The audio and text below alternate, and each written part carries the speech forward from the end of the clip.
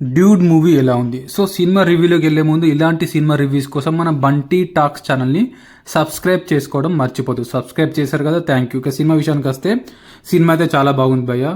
Pradeep Ranganathan as యూజువల్గా మంచి cinema తీశాడు. తన స్టోరీ సెలెక్షన్ ఎప్పుడూ రాంగ్ కాదని మరొక్కసారి ప్రూవ్ చేశాడు. తన ప్రీవియస్ ఫిలిమ్స్తో పోలిస్తే దానంతా కాకపోయినా ఈ సినిమా కూడా చాలా బాగుంది. సో ప్రీవియస్ మూవీస్లో చాలా వరకు కామెడీ ఉంటుంది, బట్ ఈ సినిమాలో కామెడీతో పాటు ఎమోషన్స్ కూడా ఉంటాయి. సో ఆ కామెడీ ప్లస్ ఎమోషన్స్ రెండు వర్కౌట్ అయ్యాయి. ముఖ్యంగా ఈ స్టోరీ సెలెక్షన్, అబ్బబ్బబ్బా ఏంది భయ్యా నువ్వు, సో ఈ స్టోరీ సెలెక్షన్ ఎలా చేస్తున్నావు అర్థం కావట్లేదు.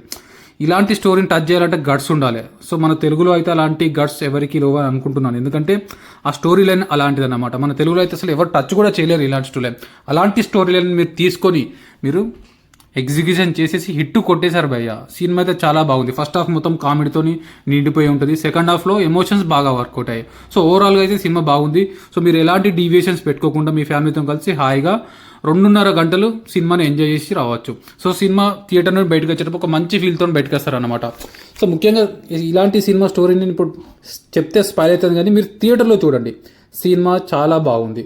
సో స్టోరీ అలాంటిది అనమాట. ఇలాంటి స్టోరీని టచ్ చేయాలంటే గట్స్, నిజంగా అసలు గట్స్ ఉండాలి. సో ప్రదీప్ రంగనాథన్ భయ్య మీ గురించి ఏం చెప్పాలి భయ్య, అబ్బా ఇరుగా తీసేశారు భయ్య సినిమా అయితే. సో ఓవరాల్గా అయితే సినిమా బాగుంది, గుడ్ చూడొచ్చు. సో మీరు కూడా మీ ఫ్యామిలీతో కలిసి చూడండి. థ్యాంక్ యూ, జై హింద్.